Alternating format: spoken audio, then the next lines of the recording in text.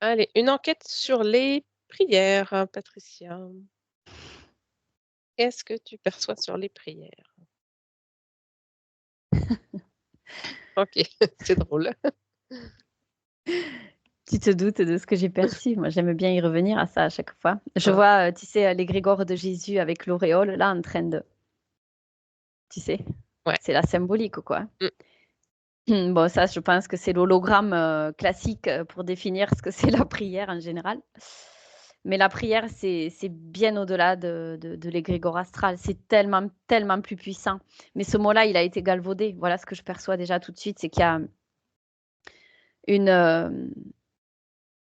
ça a été complètement faussé parce qu'on en a fait ce qui a été fait par les humains, quoi, hein, au niveau de l'astral aussi, hein. Les prières, Ouais. c'est souvent les égrégores, tout ce à quoi on se relie, qui fait que tu n'es Bon, pas libre, quoi, qui mmh, t'insère dans une religion, dans quelque chose.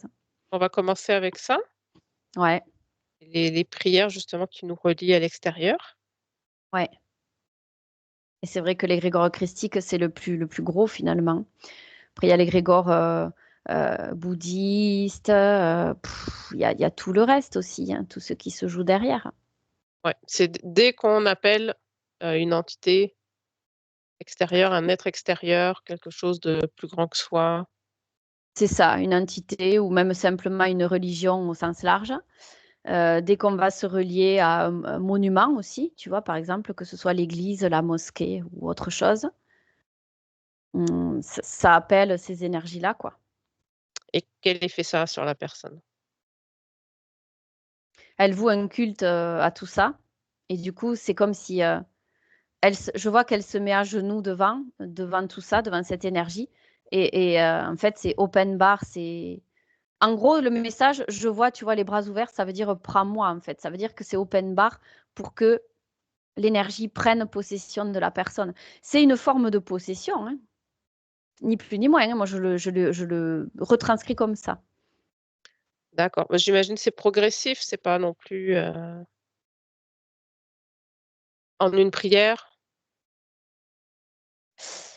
Et ça va te surprendre, mais non, tout dépend de l'intensité, de la puissance que tu mets dans cette remise de pouvoir à l'extérieur. Ça peut se faire en un coup, si la personne, elle y met vraiment tout son Mmh, dévouement, tout son culte, en une, ouais. une prière peut suffire pour qu'elle soit dedans.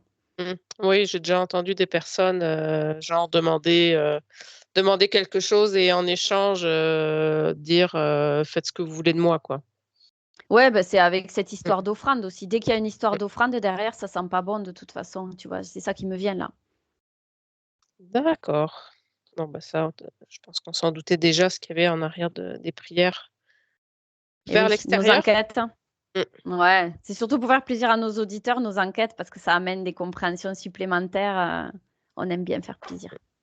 Alors, tu as commencé en disant que la prière était quelque chose de beaucoup plus grand. Ouais. Qu'est-ce que tu perçois?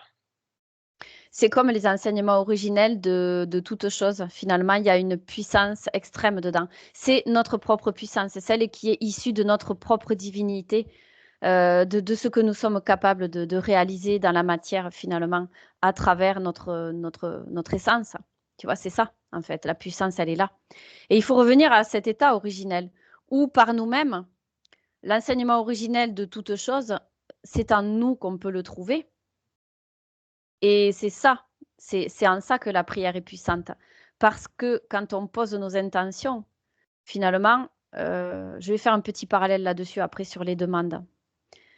C'est là que ça se déroule, tu vois? C'est pas à l'extérieur à travers un égrégore, c'est en nous. C'est ça vraiment la prière Ouais, originelle, toute la puissance de ce que l'on peut accomplir par nous-mêmes avec notre volonté et tout se joue à l'intérieur de nous, quoi. d'accord, donc c'est ce que tu perçois finalement, c'est qu'une prière en conscience, c'est poser notre intention et faire appel C'est donc à sa propre conscience. exactement, poser l'intention, la volonté, visualiser ce que l'on désire mettre en œuvre aussi dans le plan matériel, il y a ça.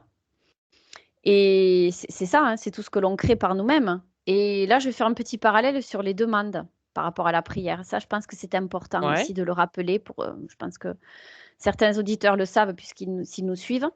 Mais tu vois, demander, finalement, t'envoies à l'univers un message. Si tu demandes, c'est que tu manques de quelque chose. Et c'est là que ça peut ralentir, ça peut créer une résistance. On ne doit pas demander, on doit poser l'intention, comme si c'était déjà là. Puisqu'il n'y a pas de présent, passé, futur, tu sais, dans le Ouais. multidimensionnel.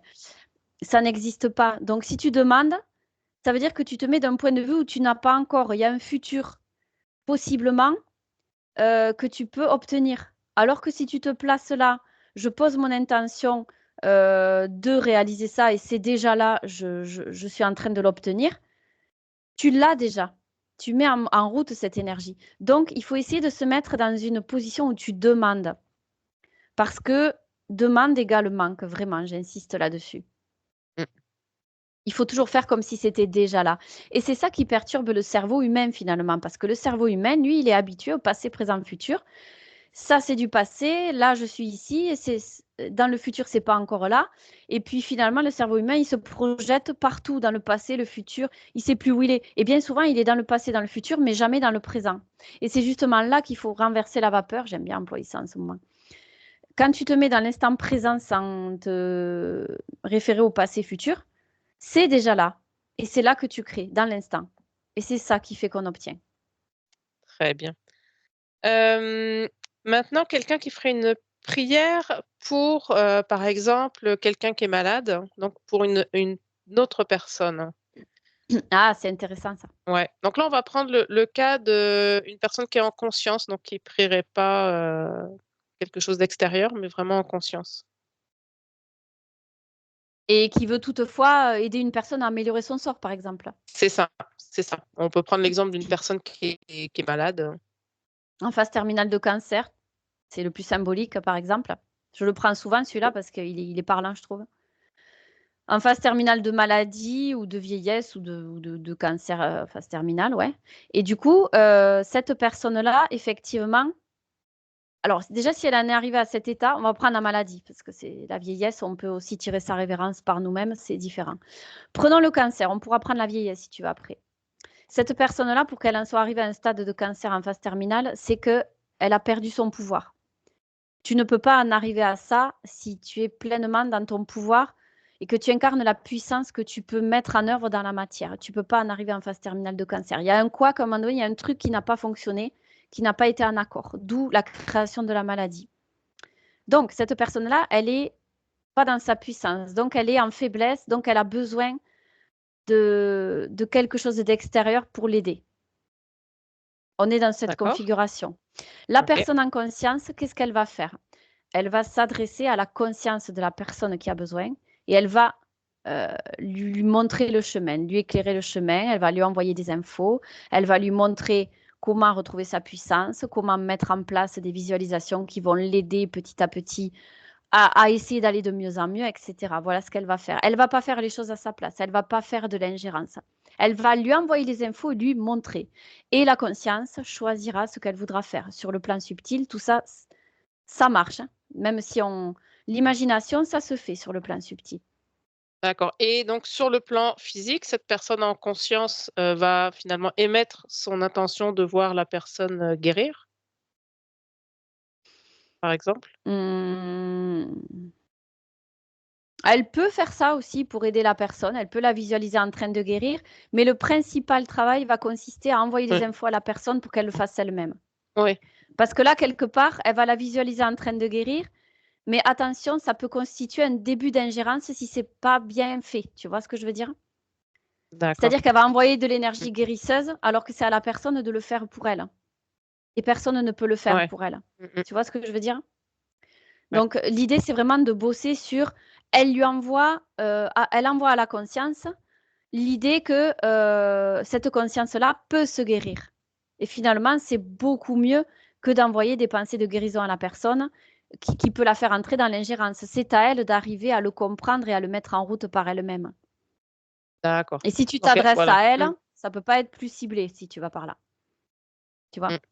Ouais, c'est ça, donc vraiment poser son intention,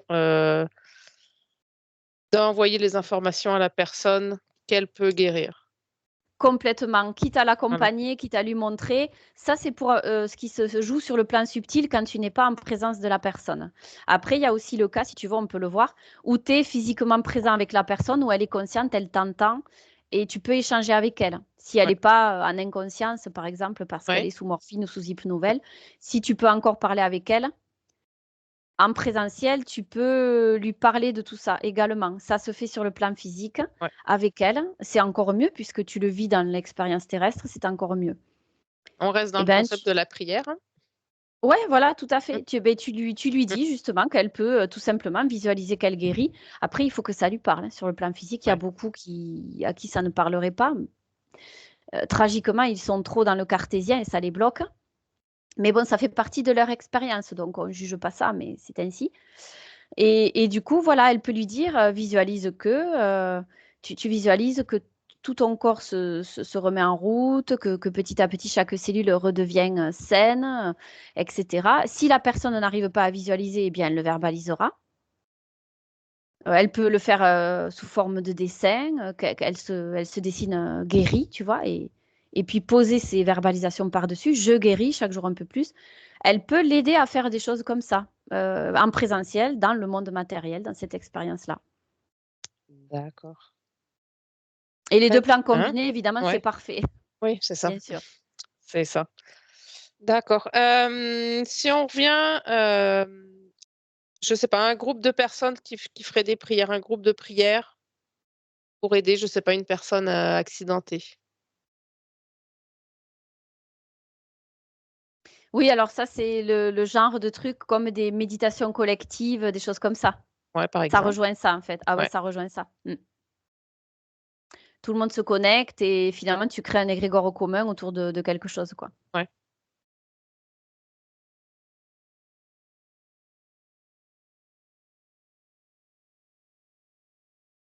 Ça peut être bien, mais il faut vraiment que, toutes les personnes soient calées sur la même intention, les mêmes fréquences et qu'il y en ait pas une, avec ses failles qui visualise un truc qui irait à l'encontre de ce qui est fait en Ouais, collectif. Parce que ça viendrait balancer des énergies négatives dans ce qui est tenté d'être fait et ça constituerait une faille et ça serait pas bon, en fait, pour le procédé. Ouais, parce que bien sûr, comme tout est énergie, ça viendrait mettre, un grain négatif dans ce qui est entrepris, quoi. ouais, ouais, ouais. Il me semble qu'il y a eu des j'ai pas d'exemple sous la main, mais il me semble qu'il y a eu des exemples de groupes de prières et qu'il y a eu des guérisons miraculeuses en arrière. Après, je pourrais pas dire si c'était, des prières, religieuses ou pas. Ouais, je l'ai sous les yeux ça. Donc oui, bah, ça se relie à des égrégores, bah, tu sais tous les égrégores, de prière où il y a des miracles qui s'accomplissent. Les miracles de Lourdes, l'égrégore christique, la Vierge Marie, comment elle s'appelle là, mince, celle qui a accompli des miracles aussi là, pas Geneviève, merde, comment elle s'appelle? Bernadette de Soubirous, des choses comme ça. Ouais. Tu vois? Mmh. Voilà, c'est des égrégores comme ça, beh, du coup, c'est le la carotte, l'âne et la carotte, tu vois? Ouais. Tu Et guéris, mais tu te relis à un truc où tu es plus maître, mmh, tu es plus en contrôle, tu te relis à quelque chose, mais c'est plus trop plutôt en conscience qui contrôle ça. d'accord. Là, dans ce cas-là, la personne donc était pas éveillée, n'était pas au courant que le groupe faisait ces prières. Mmh. Donc elle se retrouve quand même reliée à un égrégore, même si c'était pas son intention à elle. Et là, on parle de guérison miraculeuse pour cette Ouais, personne ou pas ouais, forcément? toujours, ouais, ouais, toujours, on va rester là-dessus. D'accord. OK, je vais regarder. Il y a le groupe de prière qui a, voilà, qui a émis l'intention de guérison. L'énergie est dirigée sur cette personne. Est-ce qu'elle a demandé la guérison ou est-ce que ça a été fait Non, à non, son insu? elle était pas au courant. D'accord, tu me prends un exemple, Elle assez était assez corsé là. On va dire qu'elle était pas en état, peut-être dans le coma ou, D'accord, ouais, elle a pas demandé. D'accord, OK, je vois. Oui, prenons le coma, tiens, c'est pas bête ça. Ça rejoint ce que je te disais tout à l'heure avec la personne qui a besoin d'aide parce qu'elle en arrive à un stade où finalement elle-même, elle s'est mise toute seule dans la maladie, dans le chaos, parce qu'elle n'était pas consciente, donc elle a besoin d'aide extérieure. Donc à ce moment-là, ce qui est fait sur le plan subtil, ces personnes dirigent leur intention vers cette personne et sur le plan subtil, son corps subtil est en souffrance quelque part, comme le corps physique. Donc cette aide, elle l'accepte sur un plan subtil. D'accord. Et donc elle peut se retrouver reliée à ces énergies extérieures. Complètement, ouais. OK. Mais elle peut aussi bien ramasser des bonnes énergies que des mauvaises énergies. Mmh. Tout dépend de ce qui est envoyé, tout dépend de ce que sa conscience à elle va prendre, tu vois? D'accord. Et donc dans C'est le une cas entrée en d'une, résonance aussi. ouais, dans le cas d'une guérison miraculeuse, Mmh. qu'est-ce qui se passe exactement pour que la personne, guérisse?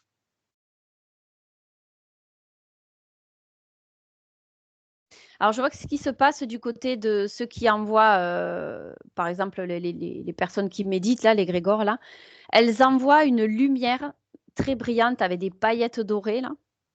Alors ça, c'est pour les grégores christiques du coup, ou les Ouais, grégores astrales, tu vois? Elles envoient de la lumière astrale finalement. Elles se relient à ce qu'elles appellent, bah, les grégores du miracle, hein. Il y a une force supérieure qui va nous permettre de guérir. Elles se relient à cet égrégore-là. Alors effectivement, ça fonctionne, mais c'est un égrégore où tu te relis à l'astral et tu n'es pas libre et tu n'es pas en conscience. Tu es freiné par cette énergie astrale qui enserre et qui emprisonne finalement. Donc la guérison miraculeuse a bien lieu, mais ce n'est pas en conscience finalement. Il y a une contrepartie derrière. Tu es rattaché à ça, tu es pas libre. ouais, très bien. Oui, il y a une Stop, question que je me vas-y. j'ai une petite précision, c'est avant d'oublier. Et des fois, tu sais, tu as des guérisons miraculeuses qui se produisent. Et puis après, d'un seul coup, pouf, ça redescend. C'est la descente aux enfers à nouveau, tu vois. Tu as un pic où tout va bien, ah génial et tout, ça a marché. Et puis après, ça redescend. Et voilà, D'accord, c'est là que tu vois que c'est la carotte, en fait. d'accord. Bon, bah, je pense Mais bon. ça ça revient à ce que j'allais te demander. Voilà, une personne qui finalement réussirait à, revenir en conscience et à se détacher de ces égrégores, hein, qu'est-ce qu'il adviendrait de cette guérison qu'elle a reçue? C'est un peu comme si elle repartait à l'état de neutralité, où finalement elle laisse ça de côté, elle laisse la carotte et les paillettes de côté, parce qu'elle a compris que c'était pure illusion. Et elle repart sur du chemin du palier initial, et c'est elle qui va faire en conscience son propre chemin. Donc je vois qu'elle délaisse ce chemin pour prendre l'autre. D'accord, donc cette guérison pourrait, voilà, cette personne pourrait ne plus être guérie, retrouver son état initial. Voilà, alors après c'est à elle de faire le Ouais, chemin en ouais, conscience. Mais voilà, le truc, c'est qu'elle se limite toute seule en croyant qu'elle ne peut pas le faire elle-même. C'est pour ça les personnes se relient à des égrégores comme ça, où le miracle s'accomplit, parce qu'elles pensent qu'il y a quelque chose d'extérieur qui peuvent le faire pour elles. Il y a une force supérieure, et c'est ça tout le malheur des religions. Il n'y ouais, a pas de force supérieure à nous qui peut faire à notre place. C'est nous-mêmes, nous pouvons le faire à la même hauteur.